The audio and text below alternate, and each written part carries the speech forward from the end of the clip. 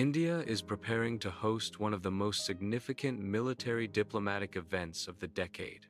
From October 14 to 16, 2025, New Delhi will become the epicenter of global peacekeeping dialogue. The UN Troop Contributing Countries Chiefs Conclave isn't just a meeting, it's a message. A message that India, long seen as a reliable contributor to peacekeeping missions, is now ready to lead. Over 30 nations will send their army chiefs and senior military leaders to the Indian capital. They will gather not just to discuss tactics, but to shape the future of peacekeeping itself. The stakes are high, the threats are evolving, and India is stepping forward with clarity, conviction, and a vision rooted in both tradition and innovation. India's legacy in peacekeeping is unmatched. Since 1950, over 290,000 Indian personnel have served across 50 UN missions. From the Congo to South Sudan, from Lebanon to Liberia, Indian troops have stood for peace, often in the most volatile regions of the world. But this conclave marks a shift from contribution to leadership, from boots on the ground to brains at the table. The agenda is ambitious. Plenary sessions will focus on capacity building, technology for peacekeeping, and interoperability between forces.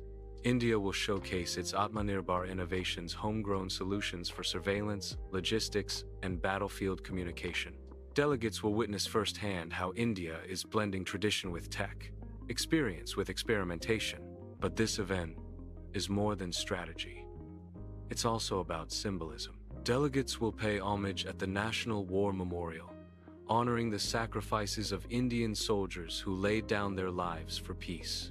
They will engage in cultural exchanges, experiencing India's soft power through music, cuisine, and philosophy. And they will be introduced to India's strategic doctrine, rooted in Vasudhaiva Kutumbakam, the idea that the world is one family. Notably, Pakistan and China were not invited.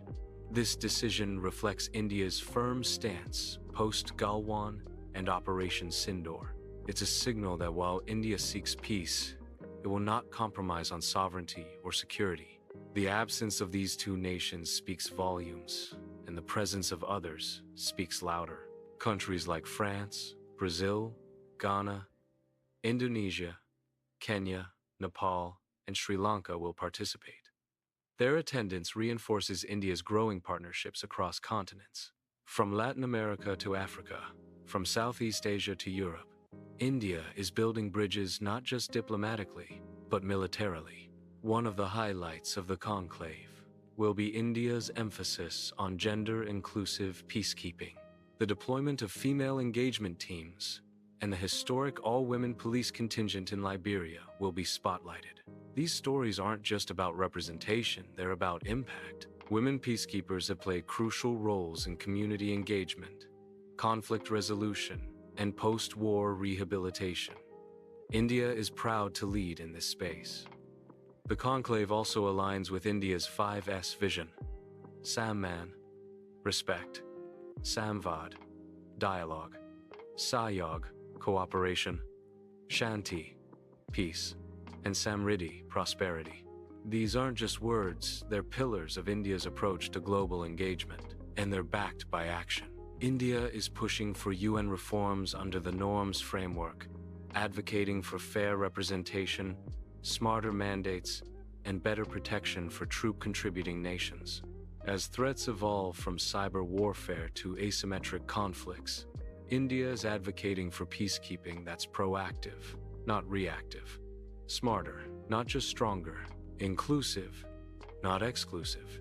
The world is watching, and India is ready to lead. This event is a reaffirmation of India's commitment to peace, dignity, and multilateralism. It's not just about soldiers. It's about strategy.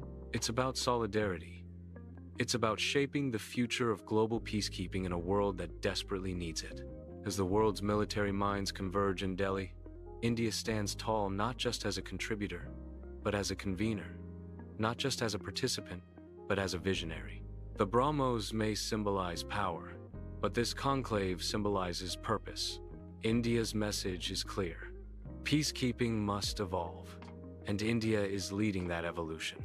From the ceremonial salutes to the closed-door strategy sessions, from cultural diplomacy to tactical interoperability, every moment of this conclave will echo with India's intent to build a safer, smarter, and more inclusive world. This is not just a summit. It's a turning point, and the world will remember where it happened. New Delhi, October 2025.